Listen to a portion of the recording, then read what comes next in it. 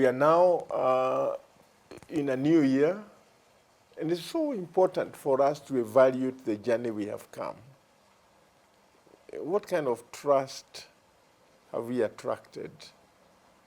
Can we be trusted? Whether it's in handling that which is not ours. Thank God these days, of course, because of the digital platform, it's very hard that you are going to give somebody money to take to so-and-so, because all you need is their number and you can directly communicate with them.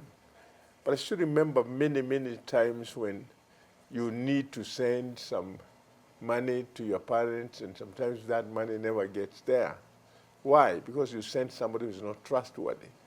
I've had very, very strange stories about people who, because they have no character, they have no integrity, they do very strange things. I've even had situations where somebody is supposed to be handling money that's supposed to be communicated for a certain purpose, but sometimes between receiving that money, they think they can put that money into some business so that now they delay the giving of the money, and then they will take the money later after they have made the money out of it. All these border on the corruption of the mind. And remember, we are talking about integrity. So we say the choice of values, talked about 5 practical ways for you and I to exercise integrity, which is a very, very major foundation of trustworthiness. No values when making decisions. Rather, no, apply values when making decisions. Reflect on how your choice aligns with your core values before taking significant actions, and communicate this with the stakeholders. There are people that cannot accept your check. They will say, bring money cash, because we don't trust you. But there are people, even if you give them a check, they know you can never give a bad check. Why? Because you have built that credibility, and that credibility becomes something you draw from, that confidence that people have of you. Keep vision and values top of your mind. Frequently revisit your personal and team values to ensure they guide daily tasks and strategic decisions. This is a very, very important aspect. Keep vision and values aligned. Whatever is your vision and the values that inform it, just make sure they continue to align and inform your every action. Always follow through. Set realistic commitments. I wish this can be said enough.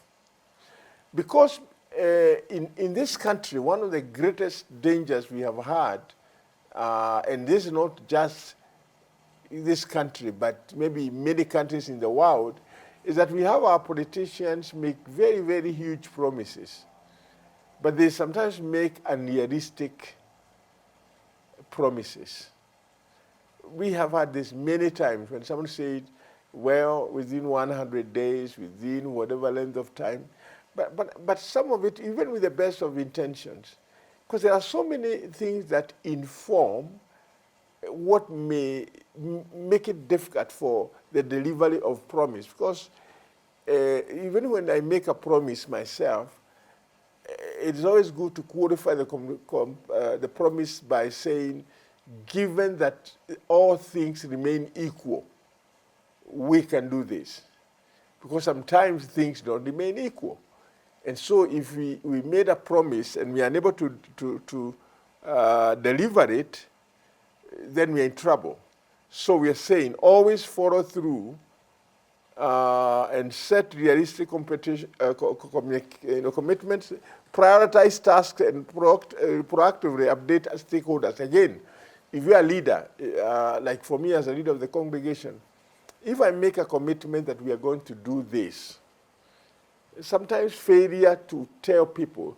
I remember like one time we actually were intending to change the seats in our congregation, and we were hoping to actually import seats from China. But then, this is around the time that we were hit by COVID-19, and it became so complex until we had now to look for somebody who can develop those same seeds locally, and it took a long, long time. Then, for some reason, we were able to begin the journey. Even if we didn't complete the journey, what challenged us was that some of the people who made commitments towards it never honored their commitment. And you see, when it comes to the issue of the church, if commitments are made and not delivered, there's nothing you can do. And sometimes even with the best of intentions, projects are subjected to the realization of the resources that you need. So we are saying, always set realistic commitments. And another, the last one, because we are talking about 5 practical ways that we exercise integrity. The 5th one is admit mistakes quickly. Admit mistakes quickly. Take responsibility for mistakes without defensiveness, offering clear resolutions and lesson learned.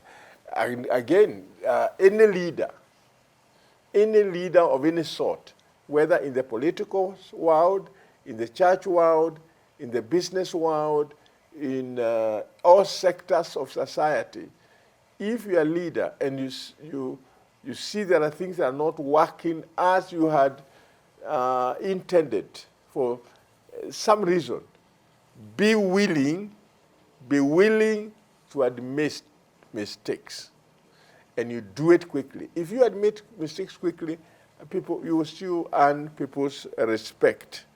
If you learn to take responsibility for mistakes without defensiveness, because again, sometimes we admit mistakes, but we point the blame to another person. And you are saying now, this would have been okay except so-and-so did this or the other. So again, that is not necessary. What we need is to be able to face the challenges that are there. And when we realize we have to admit certain mistakes because we either took an action that was either done in a hasty manner, and all we needed is a time of waiting a little longer. And it's so important for me as a leader to offer clear resolutions and tell people, of course, we did this and we didn't get what we wanted, but we have already learned the lesson. So as we plan the way forward, we hope to do better. So once again, we have examined a very, very important subject of practical ways for exercising integrity, which is a key element of building trustworthiness. We have said about knowing your values. We have talked about applying values when making decisions. We have said about keeping vision and values aligned. We have spoken about always following through with the commitments we make. And we need to make realistic commitments, because sometimes things don't go the way we want. And in case we see there's a challenge of meeting the objectives and the promises we give, let us quickly admit that we made long expectations, and we apologize. Is always a very powerful character quality to stand before the people you lead and tell them, I'm so sorry. This is not what my expectation was. And please give us time to be able to collect and see whether we can be able to get better results. So admitting mistakes quickly and taking responsibility for mistakes without trying to point blames anywhere else is a very, very key aspect of building the kind of confidence that we need to have. Once again, we are now in a new year. Can you begin by reevaluating your value systems so that your values can inform every action you do? And it's never too late to change. Let this mind be in you, which was in Christ Jesus, be somebody who is informed by a life of integrity and truth, because truth is constant. There are no double truths. Truth is universal everywhere. And we urge you, as we go into this new season, let us be able to trust God to take us securely.